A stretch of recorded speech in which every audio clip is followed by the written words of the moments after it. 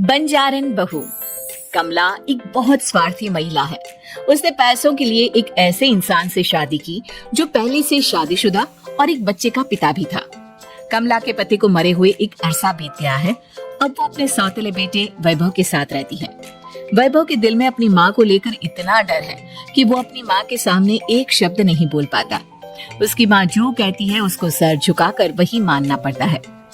वैभव, तुमने अभी तक घर का काम क्यों नहीं किया? तुमसे कितनी बार कहा है कि सूरज निकलने से पहले तुम घर की साफ सफाई पूरी कर दिया करो।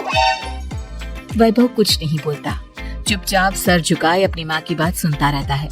तभी पास में खड़ा नौकर सुखराम कहता है, मालकिन, वैभव बाबा को रात से तेज बुखार है, इसलिए वो सुबह जल्दी उठ नहीं पाए। उनके बदले मैं घर की साफ सफाई कर देता हूँ। इसे कोई बुखार नहीं है। मैं इसे अच्छी तरह से जानती हूँ। ये सब काम न करने के बहाने हैं। सुखराम काका, बोल दो इसे, सारे घर का काम यही करेगा और इससे समय पर अपना काम पूरा नहीं किया तो इससे आज का खाना भी नहीं मिलेगा। मगर मालकिन, वैभव बाबा की सच में ही तबीयत खराब है, आप एक बार देख तो लीजिए। कमला बिना कुछ बोले वहाँ से चली गई और बेचारा वैभव तेज बुखार में भी काम करता रहा। कमला वैभव की शादी एक ऐसी लड़की से कराना चाहती थी जो अनपढ़ हो और कमला से इसी तरह डरे जिस तरह वैभव डरता है, ताकि वैभव की सारी जायदाद और धन दौलत उसकी मुट्ठी में रहे। लेकिन आज के जमाने में ऐसी लड़की मिलना मुश्किल है। कमला कार में यही सब कुछ सोचती जा रही थी कि तभी रास्ते में, अरे ड्राइवर, तुमने कार क्यों रोक दी और ये इतना शोर कैसा? मैडम, आगे कुछ बंजारों का खेल चल रहा है, इसलिए भीड़ लगी है। मैं अभी भीड़ को साइड में करवाकर कार निकालता हूँ। ड्राइवर भीड़ को साइड करके कार निकालने की कोशिश करने लगा कि तभी कमला की नजर रस्सी पर चल रही एक फुलवा नाम की बंजारन पर पड़ी। क्यों ना मैं इस बंजारन की शादी वैभव से करा दूं? ये तो अनपढ़ लग रही है, मेरे पैरों तले दबकर भी रहेगी। मुझे अभी इसके माँ बाप से बात करनी होगी। ये सोचकर कमला ने उन बंजारों से बात की और उन्हें शाम को अपने घर बुलाया। फुलवा के माता पिता वहाँ उसे लेकर आ गए। उन्होंने इतना आलीशान घर पहले कभी नहीं देखा था। अच्छा हुआ आप लोग आ गए। देखिए, मुझे घुमा फिरा कर बात करने की आदत नहीं है, इसलिए सीधे सीधे मुद्दे पर आती हूँ। मुझे आपकी बेटी बहुत पसंद है। मैं अपने इकलौते बेटे की शादी आपकी बेटी फुलवा से कराना चाहती हूँ। इसके बदले में आप जो चाहो वो ले सकती है। तभी फुलवा की माँ कहती है, ये क्या कह रही है मैम साहब?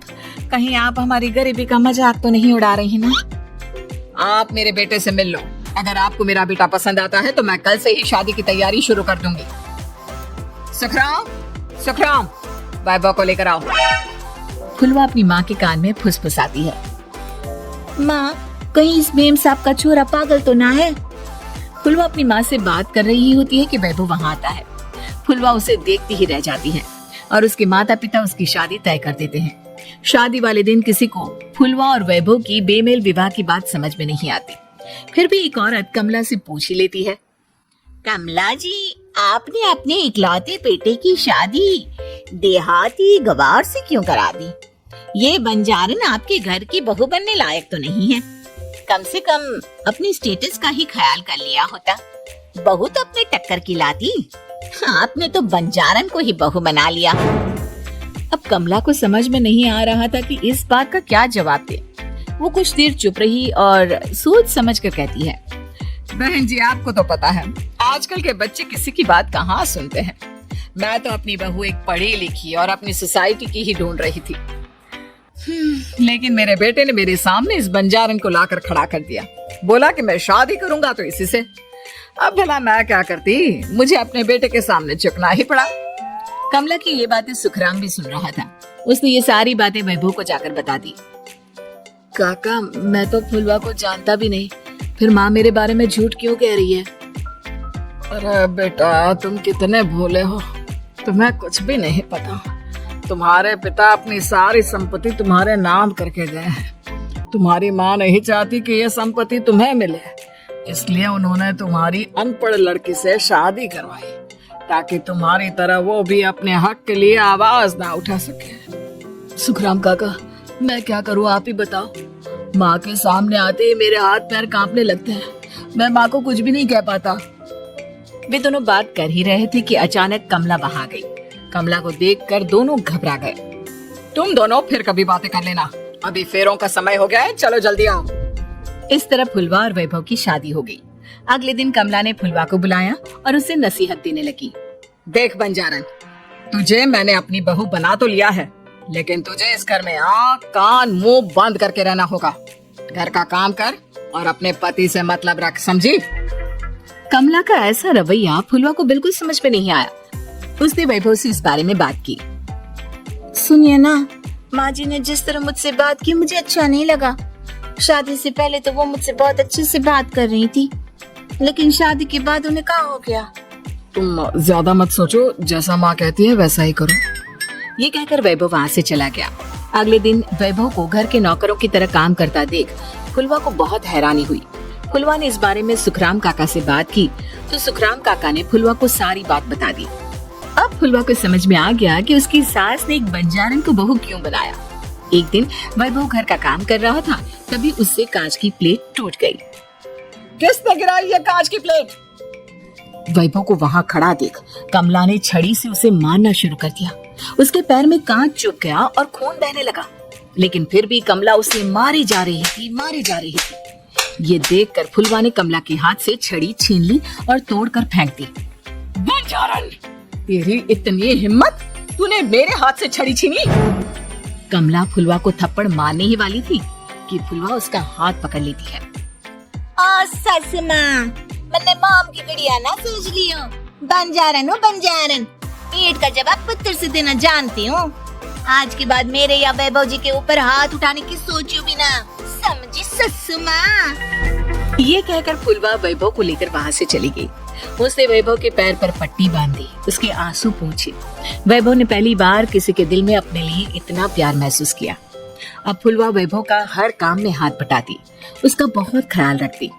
इस तरह दोनों बहुत ज्यादा नजदीक आ गए। वहीं दूसरी ओर कमला सारी जायदाद अपने नाम करने की साजिश करने लगी। और एक दिन, वैभव, वैभव, जल्दी बाहर आओ। कमला की आवाज सुनकर वैभव और फुलवा अपने कमरे से बाहर आ गए। जी माँ, आपने बुलाया? ये ले, इन कागजों पर साइन कर दे। वैभव कागजों पर साइन करने ही वाला था कि फुलवा वैभव के हाथ से पेन छीनकर कहती है, ना वैभव जी, आप इस पर हस्ताक्षर नहीं करेंगे। आओ बंजारन, मैं तुझसे बात नहीं कर रही। ये बात मेरे और मेरे बेटे के बीच की है। चुपचाप पेन दे दे, नहीं तो तेरी खाल उधेड़ लूंगी। सस माँ, बंजारन की खाल इतनी भी ढीली ना होवे कि कोई भी उधेड़ लेवे। जो यकीन ना आता हो तो देख ले उतार के। और हाँ, बंजारन जरूर हूँ पर अनपढ़ ना हूँ। मन ने भी पता है कि किसी भी कागज पर साइन करने से पहले उसे अच्छी तरह पढ़ लेवे। पेन देती है या नहीं?